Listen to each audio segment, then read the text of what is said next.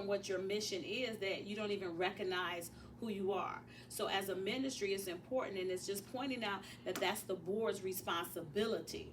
And then when you do have new people coming in our church, when people come in with ideas, we say, okay, that's your baby. You're going to give it birth? And then it's like cricket, because, so many people say, okay, we need a singles ministry. Okay, who's going to give that singles ministry birth?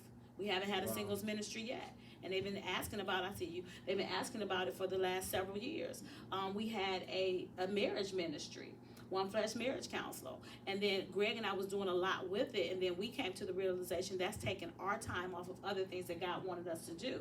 And we didn't have a person in the house to turn it over to. So then that was on hold. And then we started partnering with another ministry, that the Couples Club. Yeah. So it's the same kind of thing. So when you're thinking about missional fulfillment, that mission drift is very real, very real. Prophetess. Oh, I guess I got them mixed up because I thought the vision is where you're going and the mission is what you do. The vision is where you're going. The mission is how you plan to get there. So the vision is where, this is the big picture. This is where I want to go. The vision is I want to go to that side of the room. The mission is how do I plan to get there? I'm going to put one step in front of the other. I'm going to look side. That's the mission. Okay. So the vision is and we got it on something. Yeah. Mm-hmm. Oh, yeah, it's on the banner out there, the difference between the mission and the vision. Yeah. Any other? Yes. And I remember we just experienced this at church. And somebody raised their hand and said, can we have more services? Or can we make Bible study longer? And then the crazy thing is that the Tuesday they asked about it, the Sunday they didn't come to church. So, and that's why you got to know what God has called you to do. And even though they wanted to add all this stuff, when it came down to, that's why I was talking about being church, God-driven or people-driven in your ministry, because people would drive it one way and it'll get you totally off mission drifting. You're just drifting along and not fulfilling that. Right. We're ready for the governance. So with that being said, spiritual support. Spiritual support is very important for your board members. So just think we're talking about the board members right here. And if you don't have a board, it's important to have a board. And one thing that you don't have to have, the board does not have to be full of your members. It can be outside people in the community. When we first started our board, we had half and half. We had half people that were part of the ministry. We had half people that were people in the community. And it's amazing how God touched a few of their hearts, and they wind up coming to the ministry and joining the ministry because they seen the things that we talked about at the board meetings and how God was moving and things was happening, and then they said God put it on their heart for them to join the actual ministry. So praying for the church, praying for the leaders, and praying for others.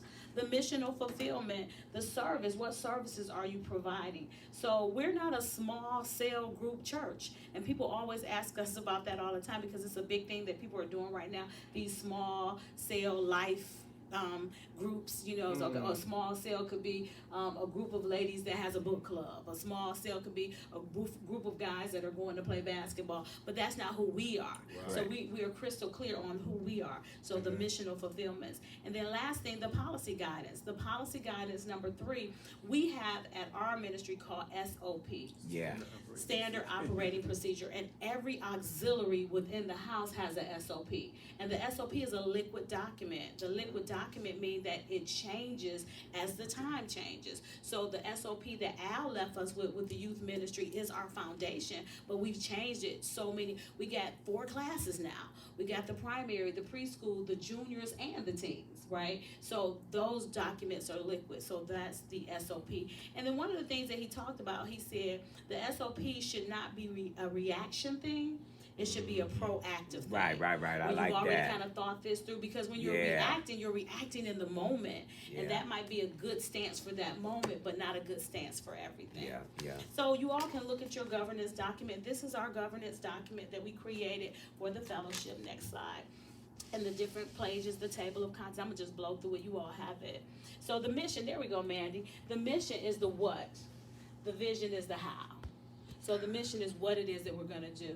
The vision is how. And then we talk about our core values as a fellowship.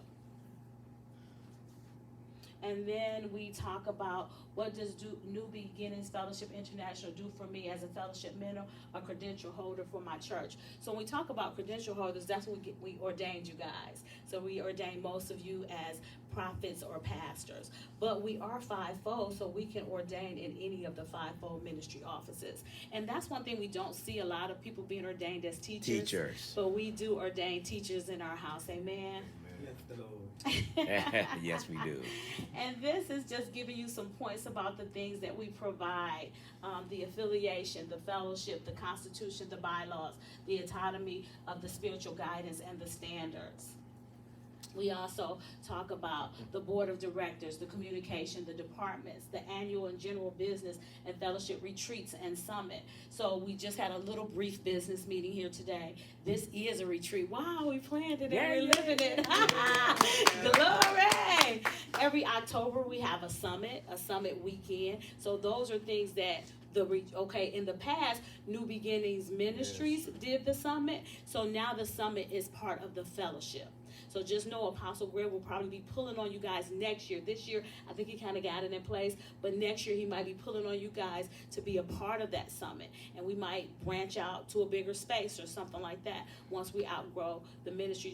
Just know the summit has shifted from a New Beginnings fellowship thing, to a New Beginnings ministry thing to a fellowship thing. Okay?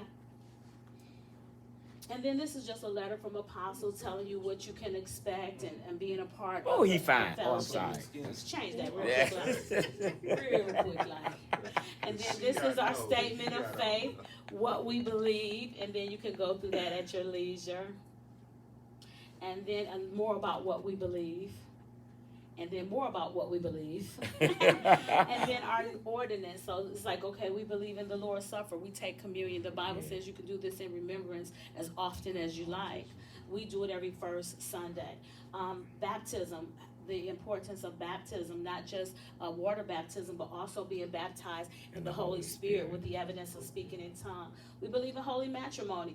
If you don't have this as part of your bylaws, I suggest that you do. Amen. Because we're living in a world with the LGBT community is really taking over. And if you tell them that they can't do something in your church, they're more than likely to sue you.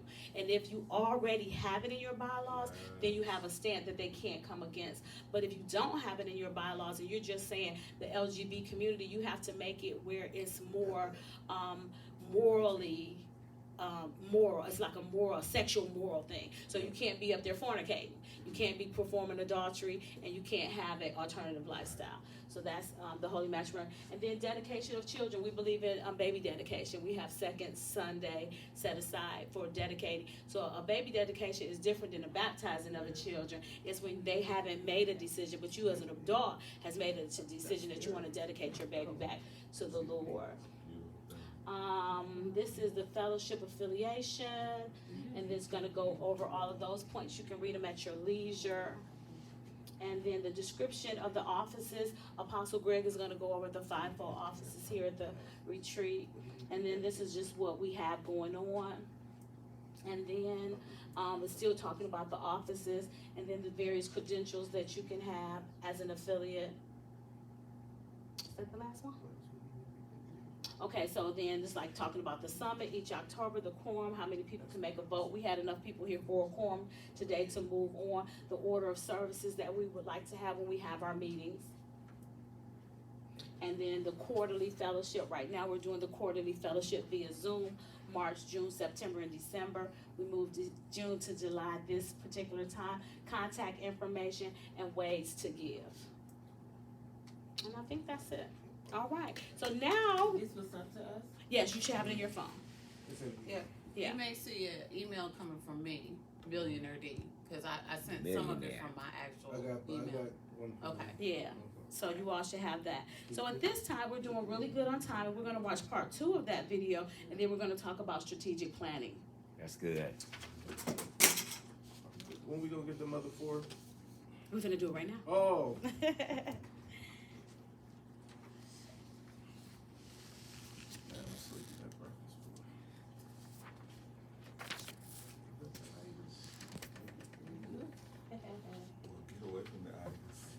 I'll hold on to the rest restroom while that's playing, but I've seen it, so I'll jump in. And sometimes it seems like they just get in the way of making ministry happen.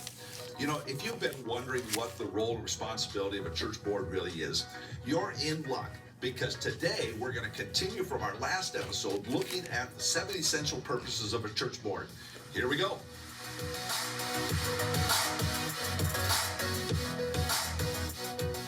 The other day I was talking to a pastor, this very successful pastor doing a great job and a growing church, and he told me, you know, these days I really don't need a board telling me what to do. Well, I on one hand, I understood the context that he was talking about in terms of the technical components of strategy and so on. On the other hand, I think he was putting his board in a box and missing an opportunity for board members to be able to speak into the pastor's life. We talk about this in a lot of what we do here at Leaders.Church, and we certainly talked about it in the previous episode, episode 18, but the church board has essential roles that they play to help a pastor fulfill the mission of the church. And that's what we want to talk with you about today to continue the conversation that we had in the previous episode. We're going to talk about 4 more essentials that will help your board fundamentally fulfill their responsibilities. So Jonathan, get us started with this. Yeah, so the next purpose that a board needs to have or play in their role is strategic planning. And, you know, one of the things that's so important for churches to do is to strategically plan. And this is basically where you're thinking through future initiatives. You're actually putting plans in place for to execute whatever's coming up. And, you know, some people are naturally gifted as planners. Other people are not gifted as planners as much. But it doesn't matter how gifted or not gifted you are. You have to plan. And so that may mean you need to bring some people around you. The board can be those people where they come around and they help in the planning. Here's the reality. Plans fail for lack of counsel. Proverbs 15. Plans fail for lack of counsel, but with many advisors they succeed. Yeah. And your church board can be that help for you. They can help be that advisory type group of people that will help in the planning of it. You have to make sure that you're strategically planning and do that all the way through whatever events, opportunities come your way. There's just a variety of things you can do or need to be doing strategic planning for. But the point is, one of the board's purposes is to help you in the strategic planning process. Exactly. And the fifth one we want to talk to you about is intentional communication. I can't tell you the number of times I've had a pastor tell me, no, I'm not telling the board that. It's none of their business. Well, no, wait a minute. Listen, your role as a leader is to open lines of communication all the time. I'm not suggesting, in fact, they don't. The board is not in a position to make decisions on things that you're doing in the day-to-day basis, but you want them informed. Smart, savvy pastors will continually keep their board members informed. I mean, one pastor, Jonathan and I both are familiar with, that would have the department leaders or staff create a weekly report of what happened in their department. And he'd pull all this together and he'd send out the board members. Now, frankly, it was overkill. I mean, you know, because those board members weren't able to read all this stuff, but the pastor was keeping them informed. And there would never be a point where board members said, we never know what's going on around here. What you don't want is board members out in the lobby in the church saying, and somebody says to them, hey, what about this? What about that? And they said, well, I don't know. They don't have a good answer. Yeah, nobody tells me anything around here. That is not going to help your church. Again, you're not giving them permission to get their fingers in doing stuff and making decisions, but you're informing them. Email, text, verbal. Keep people informed. Intentional communication. Next one, John. Okay. Sixth purpose of the church board is fiduciary responsibility. Now, this is a biggie and super very amazing. That's right. No, this is so important because you have to make sure that you are responsible with your finances and. You know, in a lot of contexts, the pastor's the one really driving the day-to-day, making those decisions, and the board is coming alongside for that support and accountability. You have to make sure that you have board members who understand finances and they know how to look at financial reports. They're able to speak into that, and you allow them to speak into that from a financial standpoint, because the ultimate goal is for you to be balancing the budget, making sure that you have more income than expenses, and you don't want you don't want more expenses happening and less income. Now, we talk about this actually in episode number 7, where we talk about how to balance a church budget. Make sure to check out episode 7 if you have not yet done so. But the point is this: the board is there to give some accountability. They're not necessarily there to control the finances, and I think that's something that's important to note. They're there from an advisory standpoint, from a accountability standpoint, to make sure that everything's looking good and in line, income is more than expenses, but not necessarily coming in to say, oh, well, I'm in charge of the finances, and this is how we're going to do it, and this is where we're spending money, and this is where we're not spending money. Because what happens when board members do that is they begin to cross over into the lane that's not their lane. Right. And Dick talks about this at length in the church board track, which is part of our online education through Church University. You can go to churchuniversity.com, check that out. In fact, we'll give you, our listeners and viewers, 50% off. So just go to churchuniversity.com and go to the church board track, and then do 50 OFF and all lowercase, and that'll give you 50% off. The point is, though, he talks a lot about this in that course, where the pastor and board members can cross over into each other's lanes, and that can be very sticky for pastors. And we got to make sure that pastors function in their role, board members function in their role, and one of those roles is related to the finances and who's responsible to do what. And so the point is simply this: one of their purposes is to help you in the fiduciary responsibility by maintaining accountability, but not control. Not control it. You're not going to the board for, hey, I want an extra $50 for this. And they say, well, we're only going to give you $20 for this. That's not, fiduciary responsibility is care, and as Jonathan said, accountability. And both the pastor and the board work together to create the best fiduciary responsibility for the church. Right. Okay, so the 7th and final essential is document curation. Now, this is not a term that we use in church a lot, but here is what document curation. Document curation is making sure the church's records are in order. So what are we talking about? We're talking about making sure your board minutes are in order, making sure anything that the state or the federal might require of a church or a nonprofit are in order. Your forms are filled out. If you have employees, you're turning in your 1099s, your W-2s, 1096, W-3s, all this, the 941s are done in a proper way. May mean you need to engage CPAs or accountants to do it, and this doesn't have to cost you an arm and a leg, but you better make sure all your I's are dotted and T's are crossed. That's what document curation is, making sure your policies are in place. Even things like spiritual discipline that the church might need to exercise on a leader, you want to be sure all those things are spelled out very clearly. You want to make sure your human resources records are clear, and then obviously, to the point Jonathan just made, that your financial records are in place. You want to be exercise due diligence on all your documents. That's an essential role of the church board. And the board members can think, oh, jeepers, this is board.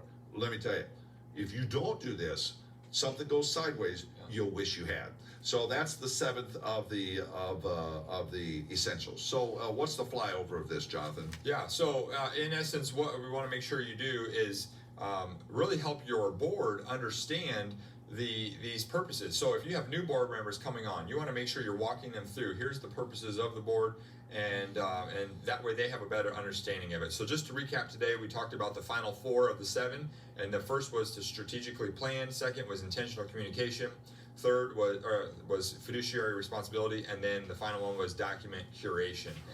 One of the things that I encourage you to do too is, if you are unsure of the roles and responsibilities of board members, or if you have board members who don't necessarily know their roles and responsibilities and you want to be able to help them in that, is to check out a free PDF we have for you. It's called the Leaders.Church 18 Rules of Engagement for Church Boards. And so you can access that at leaders.church/rules. Again, it's called the 18 Rules of Engagement for Church Boards. Go to leaders.church/rules, and you can sign up, get that free PDF, and it breaks down 18 roles and responsibilities for church board members. A lot of churches use it to train their new board members, or they use it just as a refresher for the board members. We want to give that to you, make that available for you, and so be sure to check that out as well. If you have not yet subscribed, please subscribe. Hit the subscribe button here on YouTube. If you're watching and if you're listening on one of the podcast platforms, be sure to subscribe so that way you get more and more church tips in the weeks to come.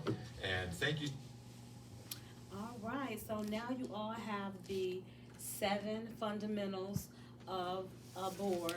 And the main thing that I wanted to touch base was the strategic planning. That's good. So when you do have a board, it's important to bring someone in to do a strategic plan for you, because it really helps you to have a snapshot of what it is that you want to do. So I gave you all a sample of our last strategic plan. We're planning to probably do one next year.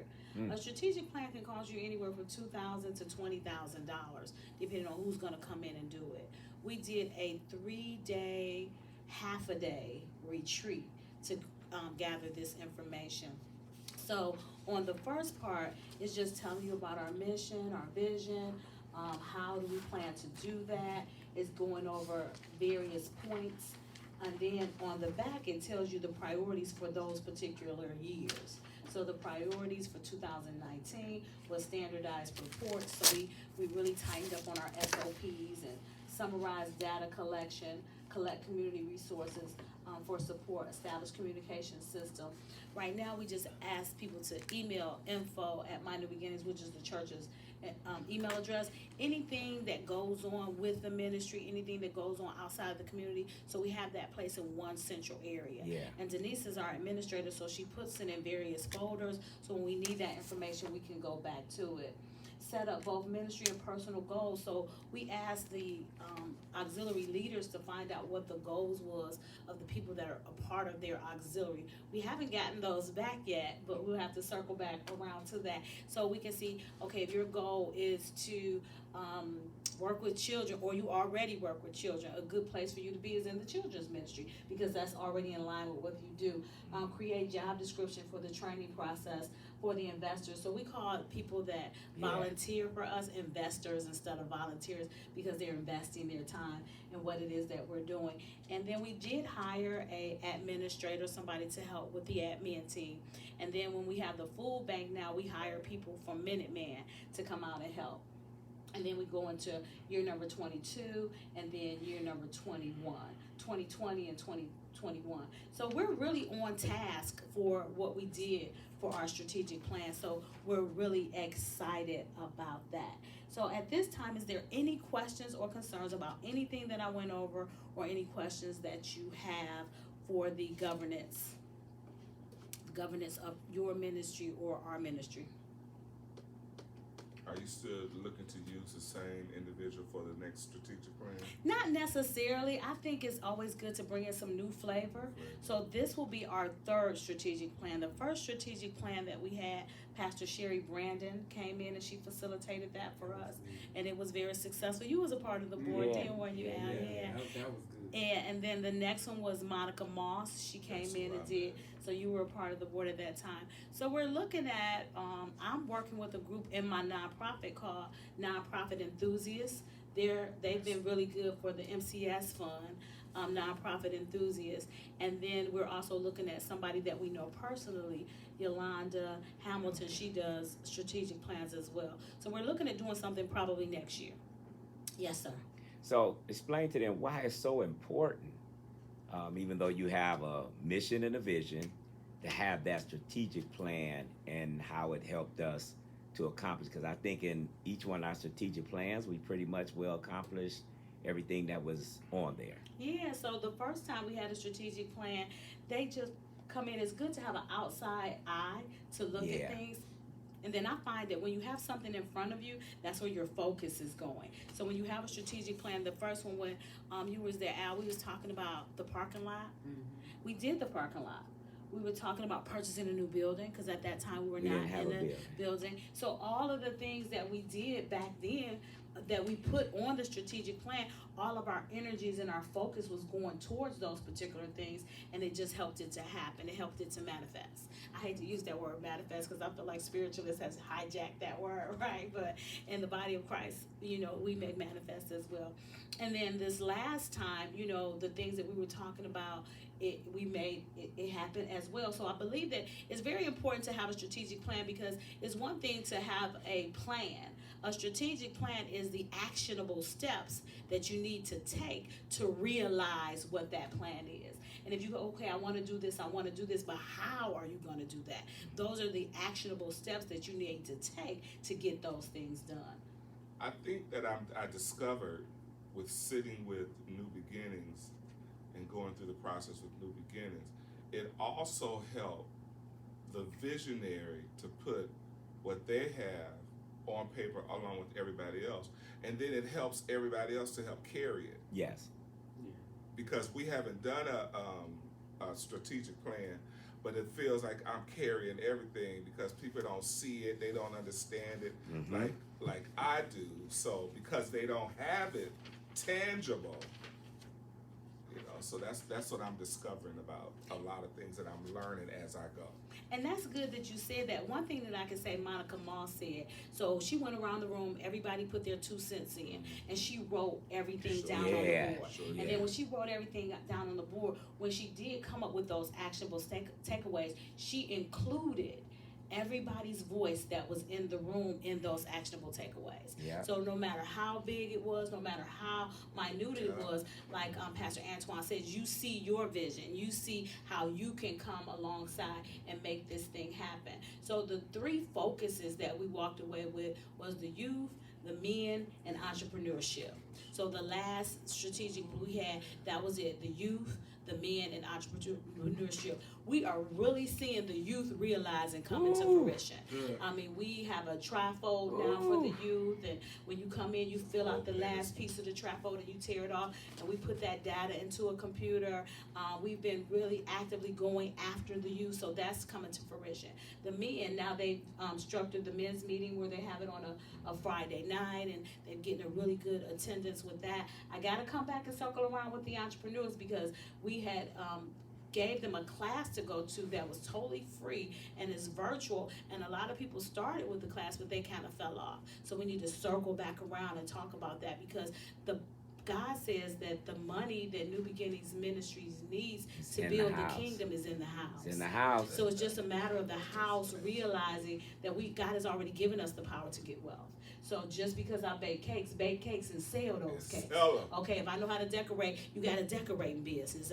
So just really thinking about what it is that you're doing and then monetizing that. So like y'all know, I've been writing all these books. People keep asking. So now we got a publishing company. I'm helping people write them books, right? So whatever it is that God has given you, take that to the next level. And having a strategic plan with all of that in it just really helps you to stay focused. And like Pastor Antoine said, helps the people that are around you that are on your board to stay focused as well. Any other questions or concerns about, he talked about the strategic plan. He talked about intentional communication. It's very important to communicate, not with just your board members, but with your congregation as well. They don't need to know everything, but they need to know some things. Absolutely. And then you reconcile what you want to share and what you don't want to share. But you can't just have them in the dark about everything. Correct. Right. And then he said document curation is very important to curate your documents and have it somewhere, whether it's the minutes from the meeting, whether it's archiving documents of emails. So we always tell the ministers and the auxiliary head, if something happens in your auxiliary, no matter how small that is, send it to info, because we know things that you don't know. So we had an incident where it's a guy that's homeless that lives around the building, and he is it the word defecate? Defecate. Yeah, that's a nice word. Okay, he defecated on the business across the street. It's like a corner store right in front of the corner store. So it was like he was sending a message. It's like, really, you gonna just doo-doo like a dog in front of this man's store, right? And then one day somebody seen him in the back, and it seemed like he was urinating or something in the back of the building. And somebody said something about it, but nobody never sent anything to info. And I was explaining to him the importance of sending that, because y'all don't know what he did over there and then he's doing over there. Saying maybe one of the men in the church need to confront confront him about his behavior, and this is Yeah. a holy place, right? But you don't know all of that. But if you send it to info, the right people will know what needs to be done. So Yeah. that's the whole communication, curating those documents. And then it says, if you have to spiritually discipline somebody, it's good to have that documented. I had to have a conversation with so-and-so about so-and-so, and then because people will construe stuff and mix it up and say it was this and it wasn't really that. I think my husband talked about last night how it was a young lady from another ministry, and she in the back praying and prophesying for people, and she's not authorized to do that in her house. So Pastor A had to go and confront her about that. And the first time she confronted her, she was like, okay. And then she did it again, so Pastor A had to go and confront her about that. And then after that, we didn't see her for a minute. Then eventually she came back, but all of that's documented. All of that is documented. So the whole thing is just to help the board understand, what's going on and how we are doing ministry. So my goal is y'all keep the 18 rules of engagement, and when we have our meetings, ideally, Apostle will give me 10 minutes to go over one of those rules as we continue to move forward. Because we know we're giving y'all a lot of information at this retreat, so then we'll circle back and spoon feed it to you guys. All right, is there any other questions? Well, my time is up. And I want to thank you guys for yours. 10-minute break. All right, we have a 10-minute break, and then